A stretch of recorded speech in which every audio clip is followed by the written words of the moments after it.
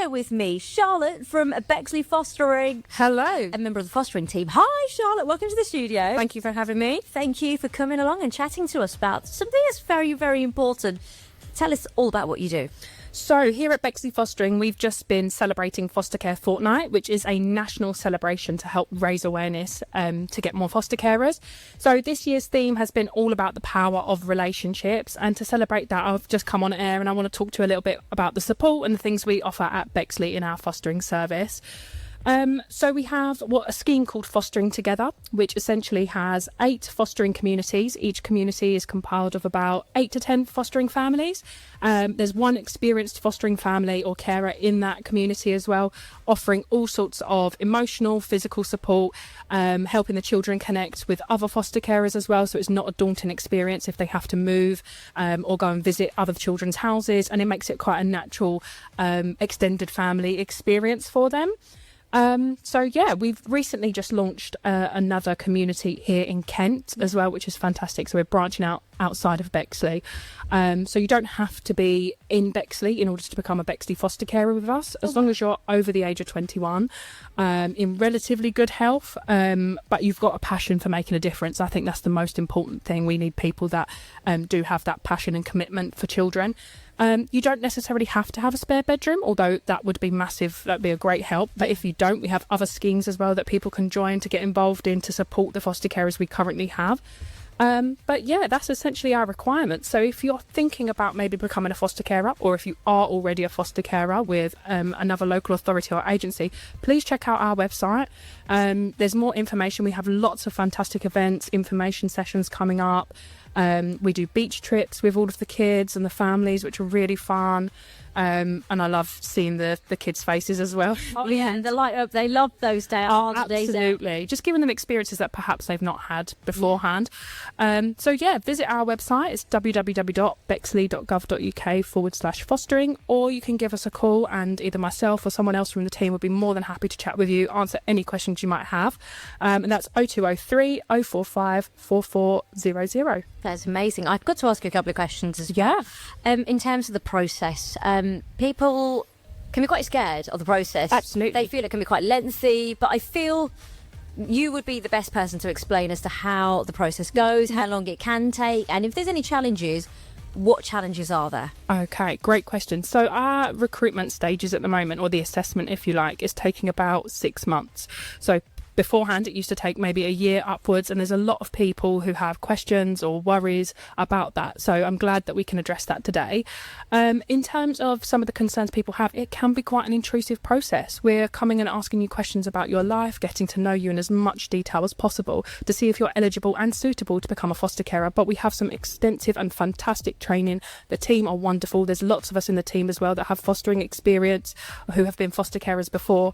You get to meet some of our foster carers along the way, get to ask them questions, so it's not an isolated or a lonely process at all, which I think is really helpful, really beneficial. And we talk you through all of the stages.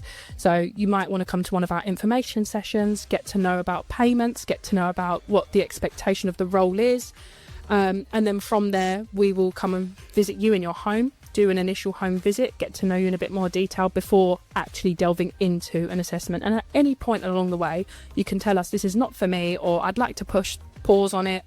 And in some instances, you find that people are so ready to go that they're like, can we speed this up? This is fantastic. And then we get to panel, and essentially then you're approved. And some people have children come and live with them that day. Some people have children come and live with them, a couple of weeks later. We can go at whatever pace people are happy with.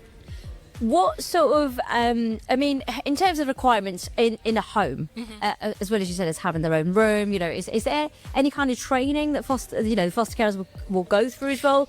Yep. So you provide them with training, guidance, absolutely, in terms of how to deal with certain situations. Yep. So is there any that come up a lot?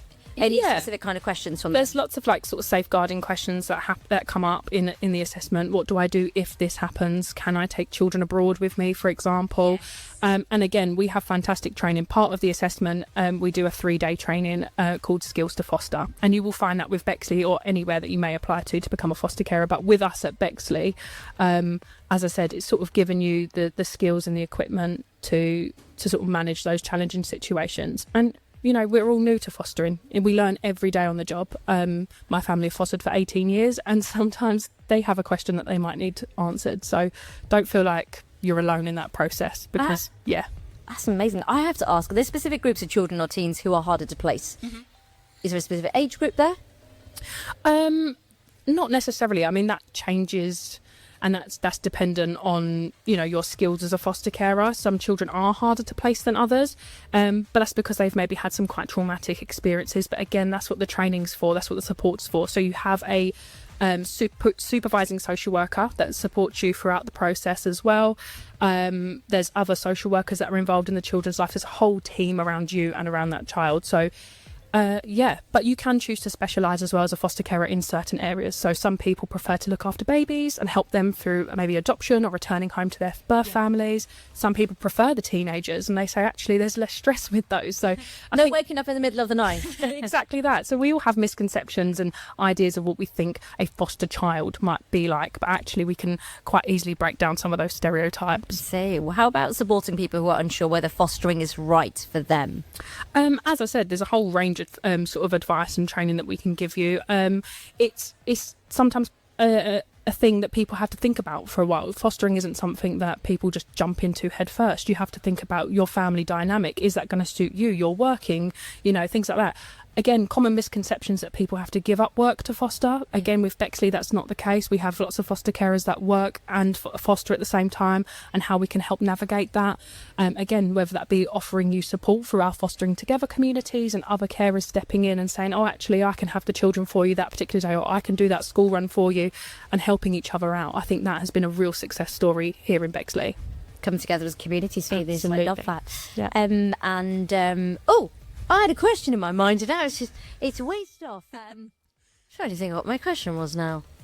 It is waste off. There you go. This is what I've been looking forward to asking you. What I love are success cases as well. So how many times have you had when a foster carer said, you know what, I'm actually going to adopt this little one? That does happen. It does. Again, it's very difficult to say, because we've got so many children in Bexley that are in care, over about 300 from the top of my head. And I think there's some carers that if they could, they would adopt every single child in their care. You can get attached, can't you? Oh, absolutely. But again, that's why they do what they do, because it's about not just supporting that one child, it's about supporting as many children as you possibly can. Yeah. We do have some carers who have adopted. We've got some carers that have special guardianships on their children as well in their care, so things like that. So we have real blended families, and they continue to foster. And your team will help support them. 100%. Guidance, advice. Charlotte, thank you so much for coming in from Bexley Fostering. Again, just let us know about your details again of your website if you want to get in touch. Yes, so it's www.bexley.gov.uk/fostering, and to give us a call, it's 0203 045 4400. Charlotte, thank you. Thank you.